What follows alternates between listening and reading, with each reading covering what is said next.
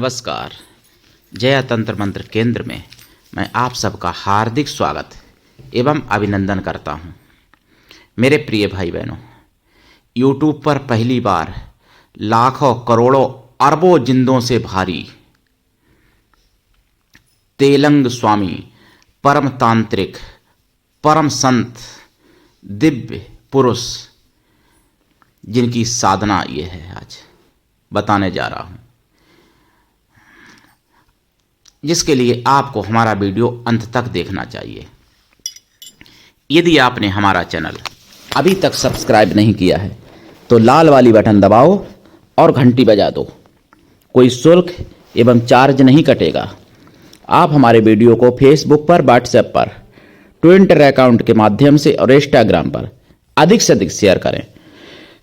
Like और comment करना भी आपका धर्म है। दुनिया में जिसका कोई नहीं, मैं उसका हूं। यदि आपको अपनों ने धोखा दिया है अथवा आपको परायों ने धोखा दिया है तो आप एक बार मुझे अवश्य आजमाएं। हमारा मोबाइल नंबर है 9305 63 71 73। हमसे बात करने का टाइम भारतीय टाइम के अनुसार दिन में दोपहर 12 बजे से 2 बजे के बीच का है। यदि आप सच्चा, पवित्र, निस्वार्थ दिव्य प्रेम पाना या देना चाहते हैं तो आपका स्थान मेरे लिए, मेरे प्राणों से भी करोड़ों गुना ऊपर है। मैं राष्ट्रीय अध्यक्ष कृष्णा दल एवं महामंडलेश्वर आप सबसे निवेदन करता हूं, यदि आप मानवतावादी हैं अथवा आप सनातनी हैं तो मुझसे जरूर जुड़ें। यदि आप में योग्यता हुई तो मैं आपको पदाधिकारी भी बनाऊंगा अपने संगठन कृष्णा दल में। ये कृष्णा दल हमारा आपका सबका एक परिवार है। आप देश विदेश में, विश्व के किसी भी कोने में रहते हैं, किसी भी जाति धर्म से कोई दिक्कत नहीं। आप हमारे दिए हुए ज्ञान से भरपूर लाभ उठा सकते हैं। जाति धर्म आड़े नहीं आएगा। मेरे प्रिय भाई बहनों, देखिए, आज मैं तेलंग स्वामी के बारे में बताऊंगा, लेकिन उससे पहले मैं 2-3 बातें बता दूं। पाकिस्तान, ये चोर आतंकवादी पाकिस्तान, मैं 2-3 दिन से सुन रहा हूं, हमारे भारत के 7 मछुआरों को पकड़ के ले जा रहा था। जो हमारे भारत के यानी जहाज ने उनको बचाया, पाकिस्तान से ले जा रहा था उनको पकड़ के, और गैर कानूनी तरीके से ले जा रहा था। और जेल में वो सड़ते, उनकी जीवन पता नहीं बचता कि नहीं बचता, और ना जाने ऐसे कितने लोग अज्ञात रूप में ले जाता होगा और जेलों में पड़े रहते होंगे। वहाँ पर स्वतंत्रता जीने की भी नहीं होती है सही से। वहाँ पर आप ना तो कोई हिंदू चिन्ह देवी देवताओं को धारण कर सकते हो, वहाँ पर ना आप मतलब वहाँ पर जैसा वो चाहेंगे वैसा ही रहना पड़ता है उनके हिसाब से आपको वहाँ पर। और फिर भी खाना नहीं मिलता है, मार पिटाई और तरह तरह के, मतलब तरह तरह से शोषण किया जाता है वहाँ पर। वहाँ जेल में जाने के बाद फिर बहुत मुश्किल है, मतलब परिवार वालों से भी नहीं मिलने दिया जाता है वहाँ पर जेल में। वहाँ पे परिवार से नहीं मिलने दिया जाता है भारतीय लोगों के। तो और भी तमाम प्रकार की और बहुत पेच फंसते हैं, बहुत इंतजार होता है, बहुत कुछ होता है, तब वहाँ से छूट पाता है व्यक्ति भारत का। वो छोड़ना नहीं चाहते हैं। और गैर कानूनी तरीके से ले जा रहे थे तो 2 घंटा मशक्कत की और उसके बाद में उसको जहाज का पीछा किया, उसको पकड़ लिया और छोड़ने को मजबूर कर दिया, क्योंकि गैर कानूनी तरीके से थे। 7 मछुआरों की जान बची। ये मैंने सुना है सुदर्शन चैनल पर 19 नवंबर 2024 में, और 20 को भी सुना है। दूसरी बात मैं बताऊं, 19 को भी, 20 में भी सुना, पहले भी मैं सुन रहा हूं। बंगाल में मुर्शिदाबाद में जिसने वीडियो बनाया, हिंदुओं को मरवाने की धमकी दी, सीधी हिंदुओं को मारने के लिए कहा, मतलब हिंदुओं को मारो ऐसा कहा, वो गिरफ्तार भी नहीं हुआ और कई हिंदुओं के घर तोड़ दिए गए, कई हिंदुओं के घरों में आग लगाई गई, कई हिंदुओं को मारा पीटा गया, इन्हीं हत्याएं तक की गई हैं कई हिंदुओं की। ये भी मुझे सुदर्शन चैनल पर पता चला। मैंने 19 नवंबर और 20 नवंबर को दोनों में सुना है। ये बंगाल की बात है। और आपको बताऊं, नोएडा की मैं सुन रहा हूं, जिसमें आलू, प्याज, लहसुन, मतलब इत्यादि चीजें रखी जाती, जिस कोल्ड स्टोर, उसमें 500 टन गौमांस रखा गया था। और कोल्ड स्टोर का मालिक का नाम पूरन जोशी। हालांकि पूरन नाम का तो पूरन है, जोशी है, ब्राह्मण जोशियों में हम ब्राह्मणों में होते हैं कुछ जोशी, लेकिन उसने इस्लाम कबूल कर लिया है, ऐसा गौरक्षक दलों ने बताया है। गौरक्षक दल ने ऐसा ही कहा है, और ये हो भी सकता है, सत्य है, क्योंकि हिंदू तो कोई ऐसा काम नहीं करेगा, वो भी ब्राह्मण और हम कह रहे कोई भी कास्ट हो, हिंदू सब भाई भाई हैं। हिंदू गौ हत्या नहीं करेगा या गौ हत्या में लिप्त नहीं होगा जो वास्तव में असली हिंदू होगा। तो अब इन सूरों की बात मैं क्या करूं, अब आपको बताऊं तेलंग स्वामी के बारे में। तेलंग स्वामी जो 350 वर्ष तक जिन्होंने जीवन धारण किया था और 1887 सन में जिन्होंने जीवित समाधि ली थी शुक्ला एकादशी को, पौष मास की उनकी पुण्यतिथि होती है, जो यानी 100 साल से ऊपर हो गया है उनको शरीर छोड़े, और 350 वर्ष तक वो जीवित रहे थे तेलंग स्वामी। जब वो तमाम पूजा पाठ करने के बाद, अनुष्ठान करने के बाद उनका जन्म हुआ था, पहले मैं इस भाग में आपको बता दूं, मंत्र भी बताऊंगा, इनकी सिद्धि होती है, वचन देते हैं, प्रकट होते हैं, दर्शन देते हैं। तेलंग स्वामी सब कुछ दे सकते हैं, संसार की सारी खुशियां दे सकते हैं। और जब इनका जन्म हुआ, खेल रहे थे एक बार, और भोले बाबा की शिवलिंग से एक प्रकाश निकला और तेलंग स्वामी के यानी लेटे हुए पर समा गया। इनके माता डर गई थी, विद्यावती माता। पिताजी को बताया नरसिंह राव को, नरसिंह राव ने कहा चिंता मत करो, तुम्हारी संतान चिरजीवी होगी, भगवान शिव के द्वारा दी गई है, इसलिए ऐसा है, कोई डरने की बात नहीं है। फिर इनके विवाह का प्रस्ताव रखा गया। तेलंग स्वामी विवाह के इच्छुक नहीं थे, क्योंकि भाई साधना करनी थी पूरा जीवन इनको। तो उस समय इनकी माता ने भी सपोर्ट किया तेलंग स्वामी की कि मेरा पुत्र विवाह नहीं करेगा। दूसरी रानी के जो पुत्र थे, दूसरे भाई, दूसरा विवाह कर लिया था, मतलब तेलंग स्वामी के पिताजी ने माता जी के कहने पर, तो उनके भी पुत्र था, उन्हीं को अपना सब प्रॉपर्टी सौंप दी थी माता पिता का ब्रह्मलीन हो जाने पर। 40 साल की उम्र पर जिनके पिता साथ छोड़ गए, 52 साल की उम्र पर जिनकी माता साथ छोड़ गई, और फिर 20 साल तक तेलंग स्वामी एक आसन पर बैठे हुए वहीं शमशान में तपस्या करते रहे थे। 20 साल बाद ऐसी सिद्धियां प्राप्त हो गई उनको, जो तेलंग स्वामी सेतबंद रामेश्वर पहुंचे और वहां पर मेला लगा हुआ था। अब आप जानिएगा, आजकल संत, आजकल तांत्रिक कहते हैं कि किसी की मदद करो तो पाप लगता है। धिक्कार है ऐसे तांत्रिकों को, ऐसे संतों को जो कहते हैं कि किसी की मदद करना पाप है। तो तेलंग स्वामी ने देखा, एक ये भी नहीं कोई हाई फाई हो, बहुत दरिद्र, निर्धन, बहुत बड़ा रोगी ब्राह्मण, उसका बच्चा खत्म हो गया था। हाहाकार मचा हुआ था बच्चे का। अंतिम संस्कार के पूरे प्रावधान किए जा रहे थे, मतलब अंतिम संस्कार किया जा रहा था।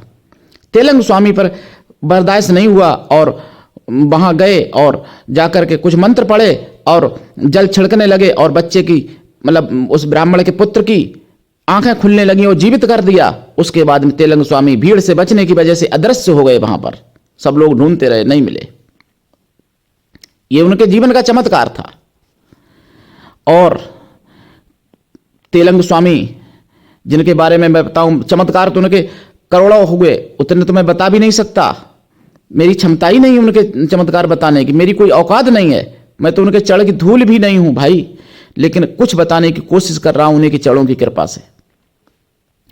तो एक चमत्कार और उन्होंने दिखाया, मतलब चमत्कार तो बहुत, उनकी योग शक्तियां बहुत ज्यादा हुई। नेपाल में एक बार तपस्या कर रहे थे तेलंग स्वामी, तो वहां पर कोई राणा जी नेपाल के थे, उन्होंने बाघ का शिकार किया। बाघ पीछे भागा, चिंगत्ता हुआ, चीकारता हुआ बाघ भागा और वो पीछा कर रहे थे। तेलंग स्वामी के सामने बाघ आकर बैठ गया, वो पीठ सहलाने लगे प्रेम से, जैसे कि पालतू कोई कुत्ता बिल्ली हो, उस तरीके से। पीछे पीछे वो भी आया, शिकारी भी, मतलब आए राणा जी। तो राणा जी ने लेकिन डर रहे थे बहुत ज़्यादा।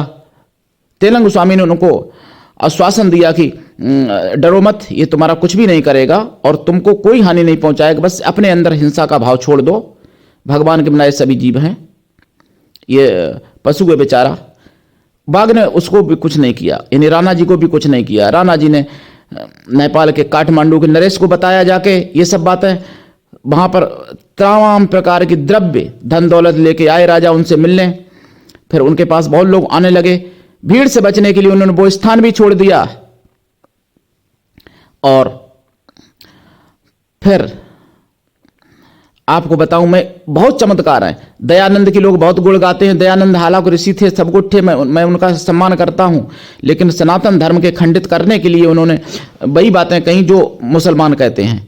मूर्ति पूजा को मना उन्होंने भी किया है।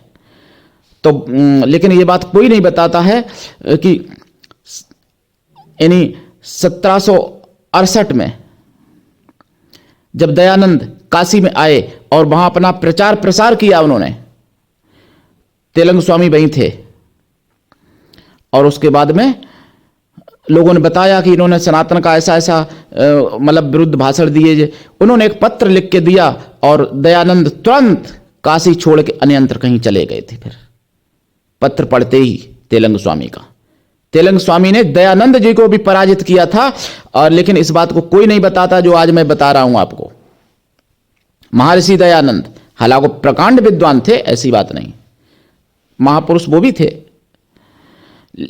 और दयानंद महाराज सभी तीर्थों का दर्शन करते हुए प्रयाग आए, प्रयाग से बनारस चले आए थे और बनारस में ही रहने लगे थे। 150 वर्ष तक बनारस में उन्होंने अपना जीवन व्यतीत किया।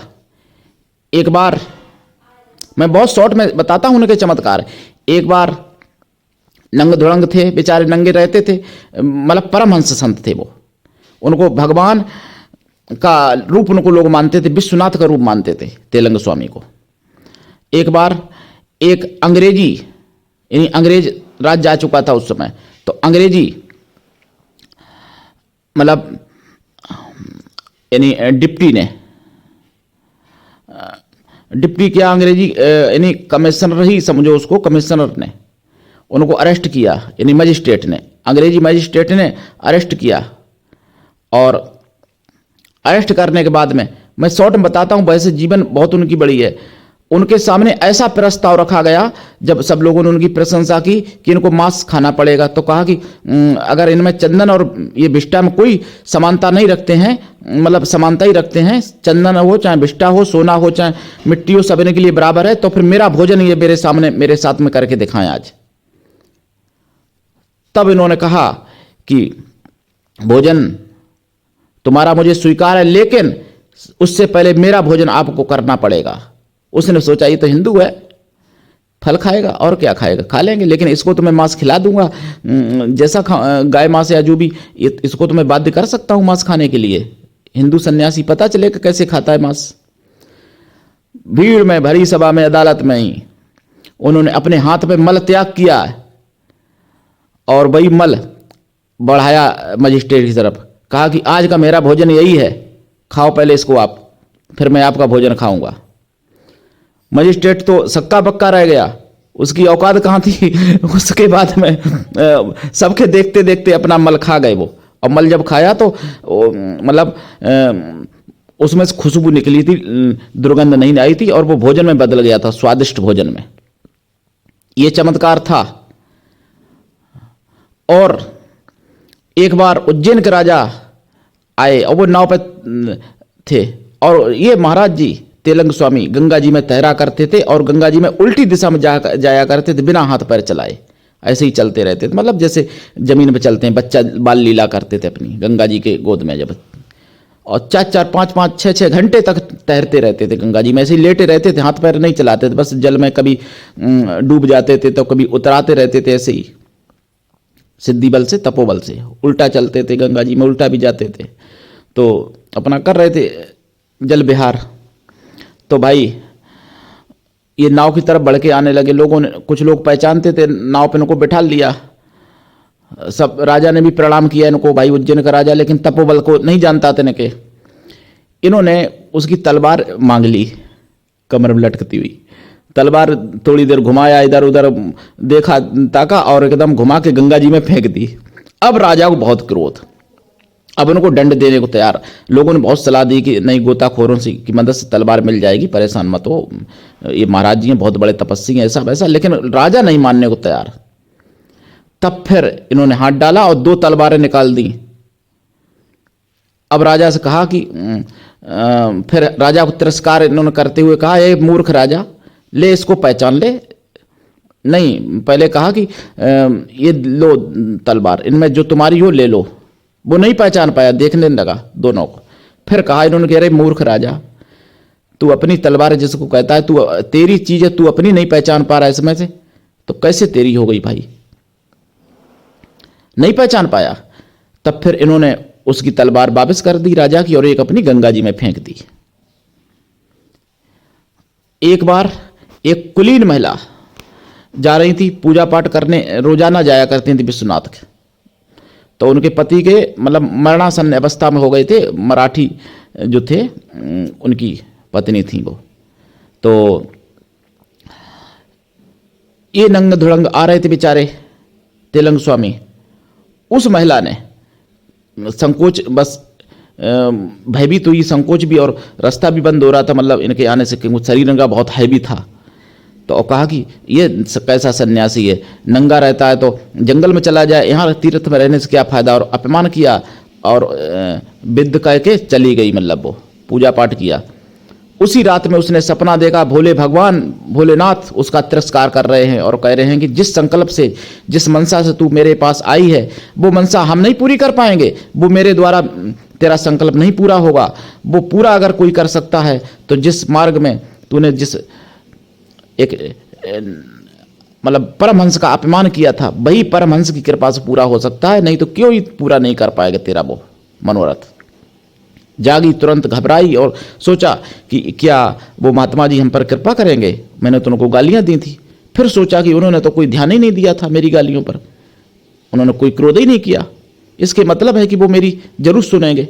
आई और उस महिला ने क्षमा याचना मांगी और अपनी दुखड़ा रोया। उसके बाद में फिर क्या हुआ, उन्होंने केवल भभूति दी मंत्र से पढ़ के, और भभूति मात्र से ही मरने वाला पति इन्हें जीवित हो गया, मरणासन अवस्था में था, जीवित हो गया, ठीक हो गया, सही हो गया।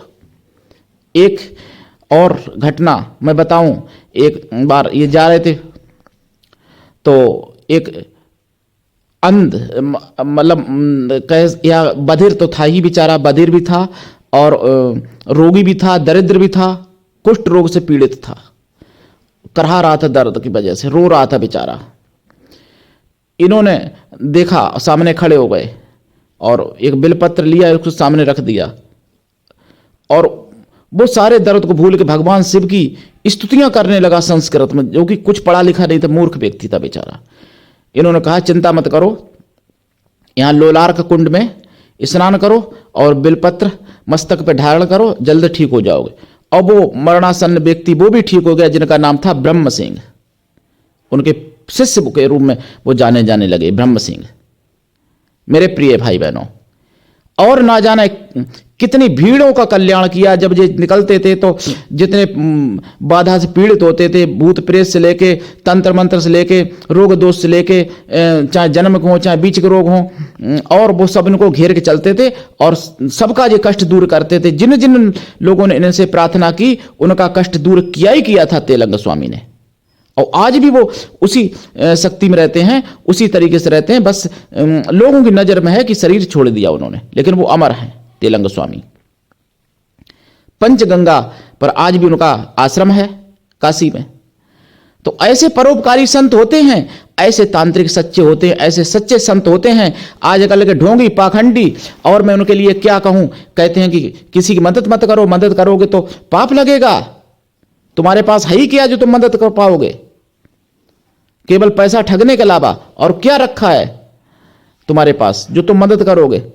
केवल पैसा ठगते हो। जो पैसा नहीं दे पाता है उसके लिए कहते हो कि ये पापी है, उसकी मदद करने से मतलब पाप लगेगा। कहते हैं कि किसी भी पापी की मदद करो तो अगर उनको पैसा देते रहो तो तुम बहुत बड़े धर्मात्मा हो जाओगे, तो बहुत बड़े पुण्यात्मा हो, पैसा नहीं दे रहे हो तुम या देने लायक नहीं हो, तुम्हारी स्थितियां नहीं है देने लायक, चाहे तुम अंधे हो, बहरे हो, कोढ़ी हो, कैसे भी हो, अगर उनको तुम पैसा दे दो तो तुम बहुत अच्छे। और अगर तुम सर्वज्ञ हो, सब सर्वांग सुंदर हो, सब कुछ अच्छे हो, अगर उनको पैसा देने लायक तुम्हारे पास पैसा नहीं है या फिर पैसा दे नहीं सकते या देना नहीं चाहते, तो फिर तुम उनके लिए सबसे बड़े पापी हो जाओगे। आज के ऐसे ढोंगी पाखंडी तांत्रिक जिन्होंने 80% हिंदुओं को बर्बाद किया, ईसाई और मुस्लिम बनवा दिया, ऐसे तांत्रिकों ने।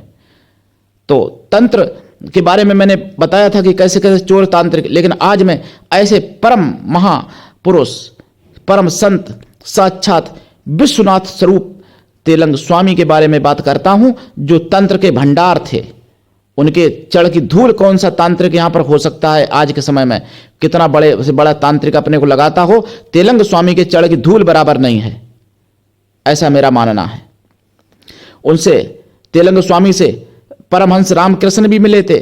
तेलंग स्वामी ने पत्थर की मूर्ति को भी चला के दिखाया था, और मूर्ति के, काली माता की मूर्ति के जो है पैर कोमल मनुष्य की तरह लगे थे, ये भी दर्शन उनको कराया था अपने शिष्य को। मैं बहुत शॉर्ट में बता रहा हूं, उनका जीवन तो इतना है, उनकी इतनी महिमा है कि मैं करोड़ों जन्म तक अपने गाता रहूं तब भी नहीं गा सकता तेलंग स्वामी। तो तेलंग स्वामी के साधना आप करिए, क्यों जिंदों के चक्कर में पड़े। अरे भाई, तेलंग स्वामी के लिए तो स्वयं विश्वनाथ ने कह दिया था ना कि जो काम मेरे द्वारा नहीं हो सकता वो इनके द्वारा होगा, उस महिला से। तो आप इनकी साधना कर लीजिए, तेलंग स्वामी की। तेलंग स्वामी की साधना करने पर तेलंग स्वामी अपनी समकक्षता देते हैं और अपनी समानता जैसी प्रदान कर सकते हैं। समुद्र में जल मिलकर समुद्र बन जाता है। तेलंग स्वामी की साधना, जिस देवता की या जिस देवी की आप साधना करते हो उसके गुण आ जाते हैं। तेलंग स्वामी की साधना करोगे, तेलंग स्वामी के गुण जरूर आप में आएंगे, ये निश्चित है। तेलंग स्वामी के मेरे पास कई मंत्र हैं, तेलंग स्वामी के गायत्री मंत्र भी हैं जो पूरे यूट्यूब पर खंगालते रह जाओगे, नहीं मिलेंगे।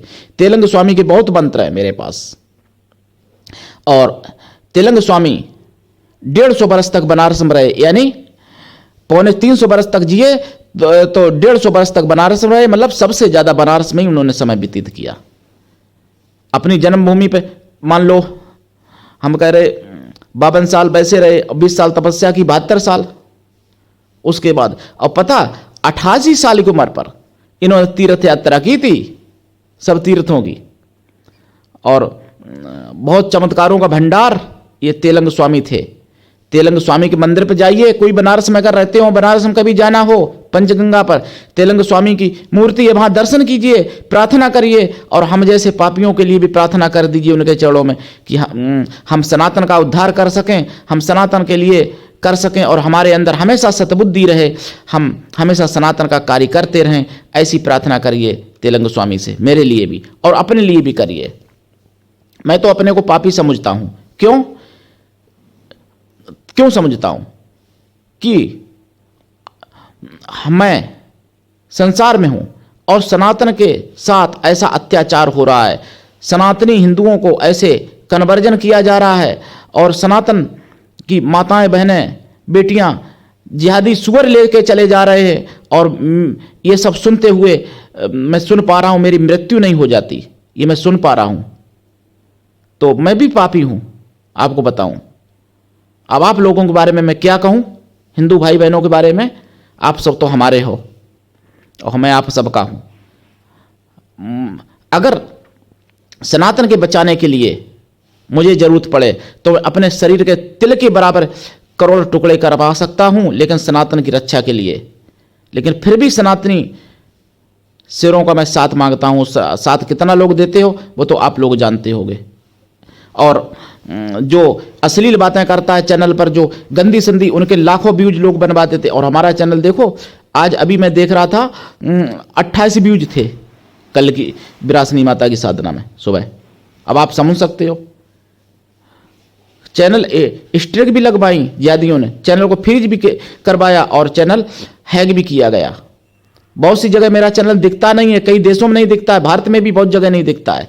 और मेरे चैनल को जैसे सर्च करते हो दूसरा चैनल आ जाता है। और आप लोग इतना भी नहीं कर सकते, कमेंट नहीं करते, आप अपने चैनल को फैलाते नहीं। ये चैनल आप सबका चैनल है, हमारा नहीं है। जब कभी हम शरीर छोड़ के चले जाएंगे तब आप लोग सब मेरे लिए रोओगे और सब मुझे प्राप्त करना चाहोगे, इसमें कोई संदेह नहीं है। हालांकि मैं तो पापी हूं, मेरी कोई जरूरत नहीं है आप लोगों को, लेकिन फिर भी चाहोगे आप मुझे, मैं जानता हूं। तो जीते जी हमसे प्रेम कर लो और हमसे अपनी सेवा करवा लो। हम आपसे नहीं कहते कि मुझे आप सोना की चैन पहना दो, मैं नहीं कहता आपसे कि मुझे आप फॉर्च्यूनर गाड़ी गिफ्ट कर दो आके, लेकिन मुझसे अपनी सेवा करवा लो, मुझ सेवक से, जो कि मेरा उद्धार हो जाए, मैं सनातनी कह सकूं भगवान की नज़र में, भगवान मुझे सनातनी मान ले, भगवान मुझे सनातन का एक सनातनी के पैर की धूल तो मान ले ईश्वर। इसलिए मैं सनातन के लिए जीने मरने को तैयार रहता हूं और आप लोगों को भी रहना चाहिए। और अगर आप नहीं जागे तो आपका अस्तित्व समाप्त हो जाएगा, आपका अस्तित्व अगर कहीं इतिहास में थोड़ा बहुत मिलेगा, नहीं तो समाप्त हो जाएगा। इसलिए जाग जाओ हिंदू भाई बहनों, और ऐसे तांत्रिकों को भी सबक सिखाओ, ऐसे जो तांत्रिक जो लूटते हैं समाज को, जिनके अंदर तंत्र के नाम पर कसाई बन गए हैं तांत्रिक, आज के संत कसाई हो गए, तांत्रिक कसाई हो गए आज के समय में अधिकांश, सभी की बात नहीं कर रहा हूं मैं प्रमाण देके बात कर सकता हूं, मैं उन तांत्रिकों को मुंह पर बोलने की क्षमता रखता हूं जो तांत्रिक चोर हैं, जिनको मैंने प्रैक्टिकल से पकड़ा है, परीक्षा ली है, जिनको मैंने रंगे हाथ पकड़ा है। तो तेलंग स्वामी की साधना से सीखिए, तेलंग स्वामी के स्वभाव से सीखिए। अगर तंत्र विद्या में कुछ करना है, अगर दूसरे का भला करना है, तो तेलंग स्वामी का स्वभाव अपने मन में उतारिए और साधना की करिए। मैं आपको साधना करवाऊंगा, उनकी चरणों की कृपा से आपको तेलंग स्वामी के दर्शन करवा सकता हूं, आपको वरदान दिलवा सकता हूं आपको, मेरी कोई औकात नहीं, उन्हीं की चरणों की कृपा से। मैं तो उनके चरणों का सेवक हूं। मेरे प्रिय भाई बहनों, उठाइए लाभ, करिए साधना। और मेरे पास तेलंग स्वामी के एक नहीं हजारों मंत्र हैं, उन्हीं की कृपा से। वो मंत्र गुप्त हैं, किताबों में पहली बार लिखे नहीं गए कुछ मंत्र, और कुछ लिखे गए थे तो मुगलिया शासन में नष्ट कर दिए गए। मतलब मुसलमानी भी राज्य था ना, नवाबी थी, और अंग्रेजी में ने सब नष्ट कर दिए, अंग्रेजी राज्य में, क्योंकि भाई 1887 में उन्होंने शरीर छोड़ा है, मतलब तो अंग्रेजी राज्य था उस समय। और कुछ गुरु परंपरागत कुछ लोगों के पास आज भी मंत्र पड़े हुए हैं इनके तेलंग स्वामी के। तो करिए साधना, और पावरफुल सभी मंत्र पावरफुल हैं, कोई फेक मंत्र नहीं इनका है, मेरे पास जितने हैं।